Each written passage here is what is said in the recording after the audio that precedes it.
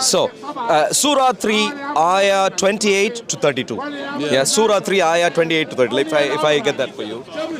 So, Surah Al-Imran, Surah 3. Surah Imran, yeah. 28 to 32. Let non-believers take disbelievers as allies rather than believers. So, for example, you as a Muslim, Yeah.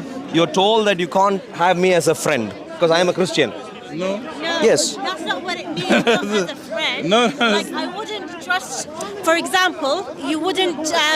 You can be friends, and actually, Islam said that we should be good to all our neighbors, no matter what they are. It doesn't matter if they're Muslim or Jewish or whatever. That's not what it means. What does it say there?